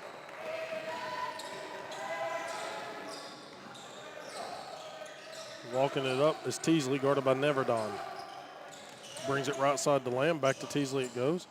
Teasley steps through two defenders. Neverdon pulls up, lets him go by him, and he misses the shot completely. Here's Hampton. Takes it in off the left side, no good, but Coronado with the follow and the putback is good. 5-point lead once again, 71-66. We need to get this announcer at baseball. This guy is electric, by the way. I don't know if you can hear that guy, but goodness gracious, he gets into it. He gets into it for sure. Have to fight Donnie Mayfield for that one right now. So one of the many duties of Donnie. Hampton blocks the Terrell shot. He stays with it, though. This time he's going to get the foul against Coronado as it goes back up for a reverse lay-in. Well, Jay, I'm going to let you carry it the rest of the way, man. Hey, I just want to say thanks again for letting us come on. And, again, thankful for all the people that have made this season what it's going to be as far as just, the roster and then, obviously the facility and everything. So just again, man, I want to encourage people to come out and see us. And again, I just very, very thankful for, Bobby Goodfriend, Alan Carter, the Bolin family, all the past and present players. But looking forward to not only another good season, but a different look and just a different experience for everybody involved. So appreciate you giving us the opportunity to talk about it. And again, man, come look at the schedule, check the schedule out, twbulldogs.com, and just go to baseball and go to the schedule and earmark a few, because I think there's going to be about 8 to 10 on there that give people an opportunity to either 5 o'clock or better. So, but hopefully we can finish this one off. Hold on, finish this one off, and get ready to school start back on Monday and get going again. There you go. Well, Wesleyan misses an attempt here. We appreciate you joining us, and we'll catch you on the hill at some point. Sounds good. So all right, buddy. Appreciate you. Thanks, baby. See you. Head baseball coach Billy Berry he joined us for halftime and then most of this second half, and will be ready to go into the month as they will already preparations underway with the team. Three-pointer missed by Spartanburg Methodist. Lavorne gets the rebound. Bulldogs 73-66 lead right now, 7-point advantage, 5:45 to go. Trying to close out this conference game, pick up a win, and get out of this 4-game losing streak that the Bulldogs have currently. Runyon to Lavorne. Lavorne, 15-foot fadeaway. Karam's off to the left side. Terrell gets the rebound. He's been a force inside. He's got 26 points. Bulldogs, Ruckert with 17, Runyon 14, Hampton with 10. Those are your double-figure scores for Tennessee Wesleyan. Here's a three. Pulley hesitated, then missed it completely, and so Ruckert set to come back in for Tennessee Wesleyan. He'll replace Lavorne. Marethi back in. He'll replace Aiken Shannon. 5:10 to go in this ball game. Bulldogs Runyon with it. Walking it up the floor against Lamb. Again, Lamb in there is Jenkins with 4 fouls sitting on the bench for the Pioneers. Here's Runyon, tries to draw the contact, doesn't get the shot to fall, but official calls it on Pulley. Coach Jackson also pleading the case about the player jumping into the defender that Coach Walling had earlier. But nonetheless, it's going to be a full timeout here on the court for the media timeout. The Bulldogs leading at 73-66. We'll be back in 60 seconds.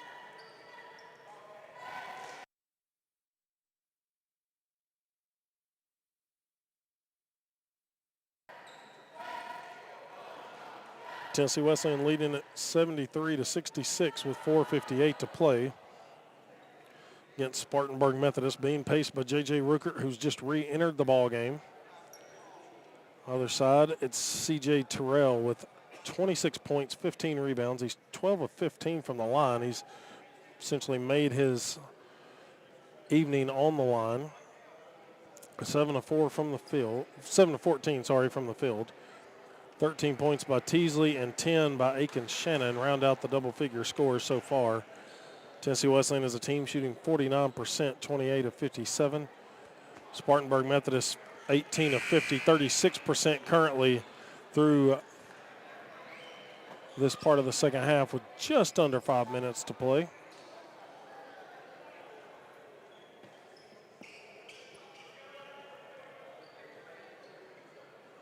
It'll be Ty Runyon at the line. Got a 2-shot foul coming his way.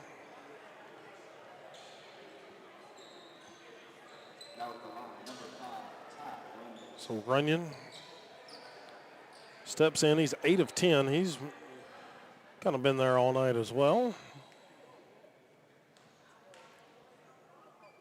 First one up for Runyon, and off the back of the iron comes out. Hampton and Ruckert give him a little 5, help him clear that out.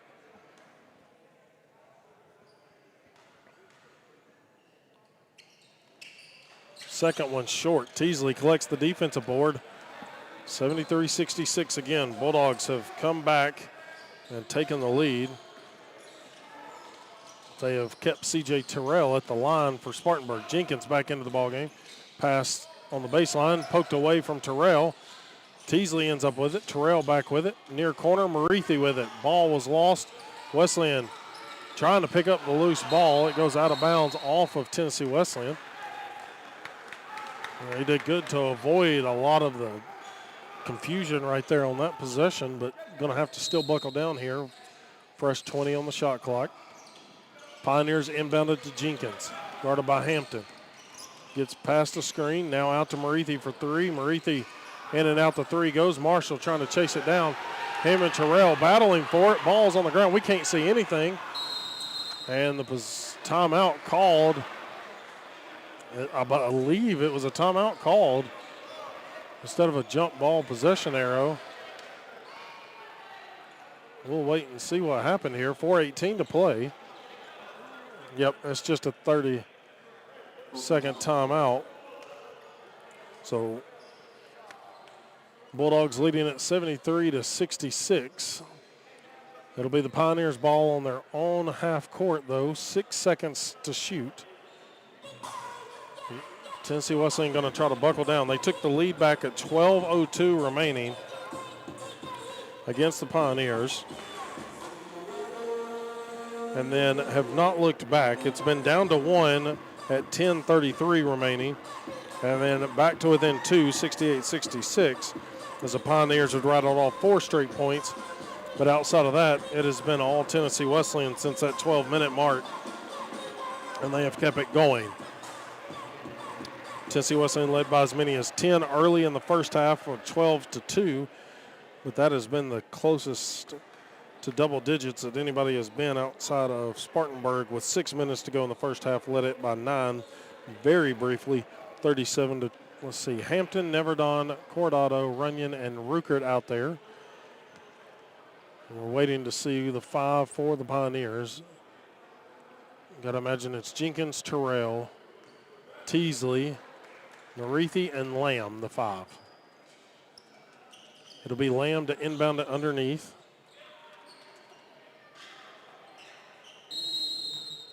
Shot clock did reset to 18 instead of 6 now. Lamb gets it into Terrell, deep into the 5-second call. Marithi sends it over to Jenkins. Far side. Lamb with it. Lamb drives, spins against Runyon. Cordado blocks it, ball loose. Ruckert ends up with it, flips behind his back to Neverdon, up to Hampton. Hampton jump stop in the lane, got hit hard on the foul. And see, Hampton and Neverdon both on the floor for the Bulldogs. It's going to be a foul on Teasley, his 4th. And so Rashawn Hampton to the line. First trip there tonight.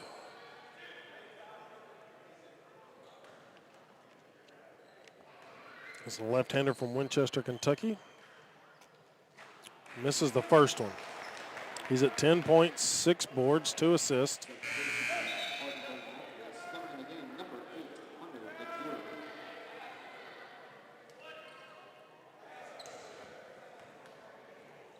Number 8, Hunter DeCure checks back in for the Pioneers. Hampton converts the second one, 74-66. 8-point lead, 3:55 to play. And the Wesleyan women lost on a heartbreaker in overtime, 71-70. Marethi trying to key it in.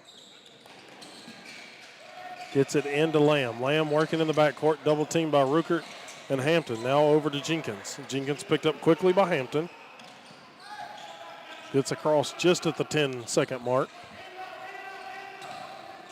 DeCure sends it over to Marethi. He'll take a three in front of Runyon. Missed it. Ruckert collects the rebound. Runyon now with the clear out. Between his legs, working, and then shot clock didn't really reset to the correct thing. It's on 20, so now they're going to reset it to 22. Also, dead ball allows Calvin Brown, big fellow, to check back in for Lamb.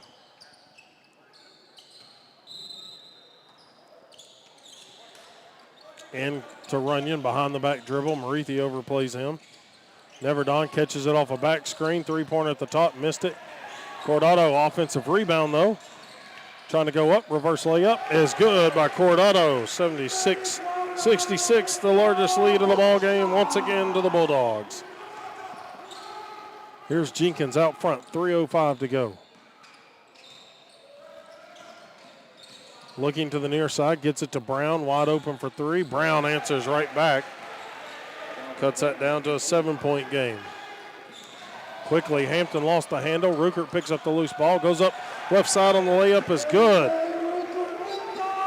Good job by Ruckert to pick up the loose ball and score quickly. Just needed one big dribble to get to the rim. Here's DeCure, sends it up to Brown. Brown looking around, trying to find somebody open. Neverdon's going to get called for the foul there as he swiped at it. His second, team 10th, so it'll be two shots coming for Marethi.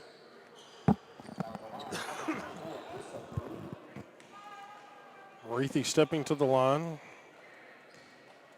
We'll take a pause. Makes the first one. It's 3 of 3 now.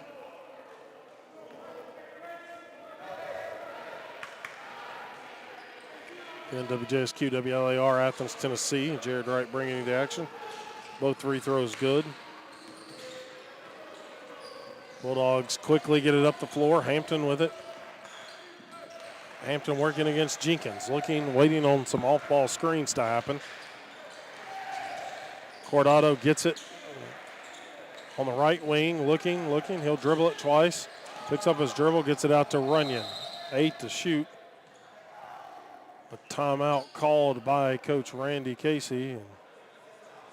And it'll be the Bulldogs with 7 seconds to shoot. Side out of bounds coming up when we return. But 30-second timeout on the court. We'll take it with them. Back in 30 seconds.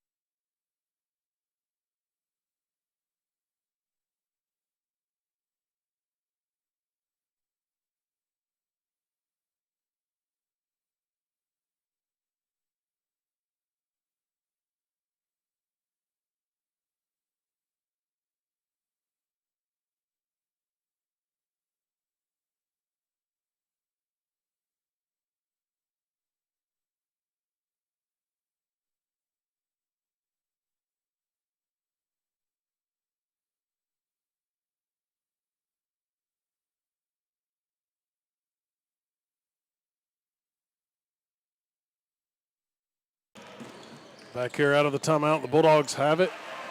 Hampton gets a three off but missed it. Bulldogs get a steal on the other end and then throw it away on the offensive end. So back-to-back possessions doesn't work out. Bulldogs avoid a quick layup by DeCure. Then they throw it away on the rebound.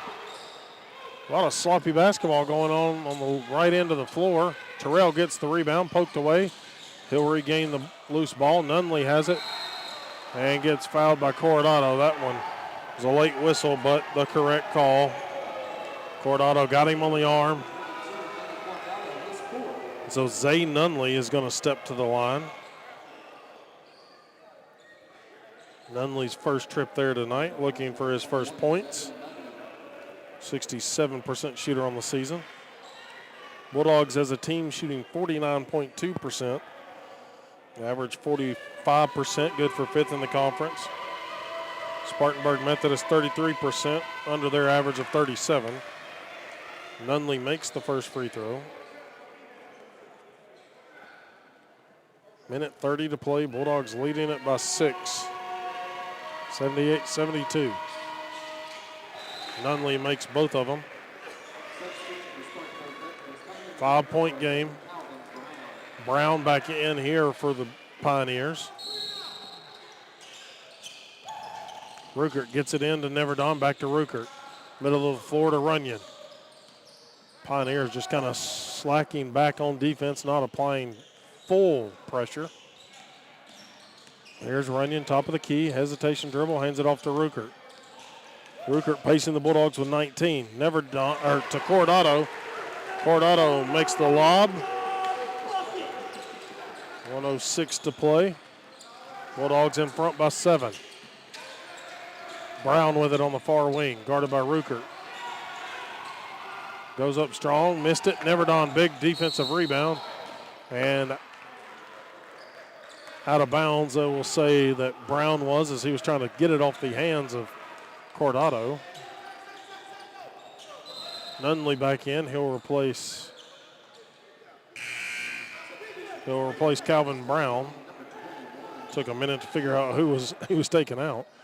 They're going to put Terrell on the inbounder. It's going to be Neverdon. It cannot move. Gets it into Coronado. Pass deflected, back to Neverdon. Bulldogs have an advantage. Ruckert comes driving in, lost the handle. Ball taken away. Jenkins with it. Clears it out to Marithi. Marithi pushing it in. Coronado tried to block it against the backboard. Didn't work. And the layup is good.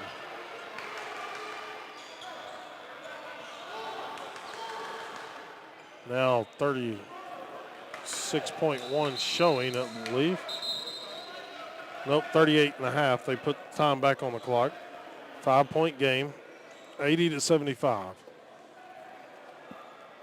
Bulldogs 94 feet to go.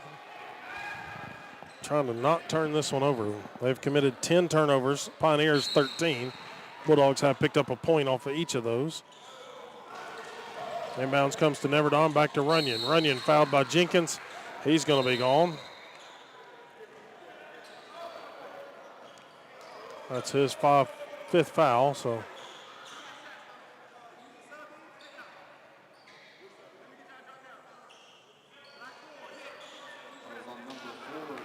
Five fouls on Jenkins, the official having to make sure of that. So Teasley in along with Aiken Shannon. One of those will replace Jenkins, the other DeCure. Callahan in for Neverdon here for the Bulldogs. Runyon, meanwhile, is going to the stripe for the Bulldogs. 8 of 12 tonight.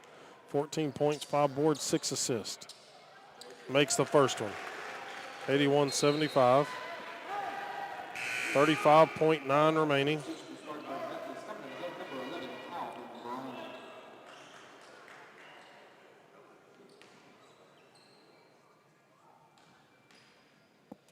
Runyon's second one is in there. 82-75. 7-point advantage, 3-possession game. Three-pointer off the mark by Marithi. Long rebound, chased down. Ball still on the ground. Hampton comes away with it. Gets fouled and shoved to the ground by Terrell. 21.4 remaining.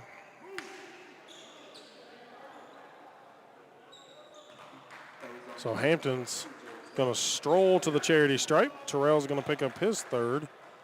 Both teams in the double bonus already anyway. And remind you, our next Tennessee Wesleyan broadcast slated to be January 21st at Bryan.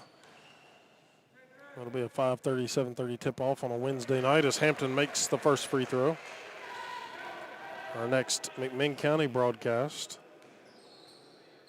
will be Tuesday night at Oak Ridge, 6 and 7:30 tip-off slated. As the Cherokees and Lady Cherokees will go on the road against the Wildcats. 9-point lead after both free throws are made by Hampton. 14 seconds to go. Marithi with the ball. Sends it back to Aiken Shannon. He'll fire a three. Missed it wide. Rebound poked away. Ruckert gets it over to Callahan. The Pioneers still trying to play hard at the end here. 1.4 remaining. Callahan's going to inbound it. Trying to get it inbounded. Marithi gets the inbounds, fires off a shot at the buzzer, but it doesn't matter. The Bulldogs walk away victorious, 84-75. 6 and 6 on the year ago. The Bulldogs 5 and 3 in the conference. They are now 2 and 4 here at home and snap the 4-game losing streak. Spartanburg Methodist goes to 3 and 12 overall, 1 and 7 in the conference, and now 2 and 6 on the road and have lost their last 2 ball games. Again, the Bulldogs pick up the win, 84-75, and earn the split on the evening with Spartanburg. The men do get the sweep of the Pioneers on the regular season and maybe keep helping their position in the conference standings. Again, they're in a tie for third, in a 6-way tie, that is, for third. But they handle business here tonight. 84-75, your final score. Let's take a 2-minute break, and then we'll be back with some final stats. Back in 2 minutes.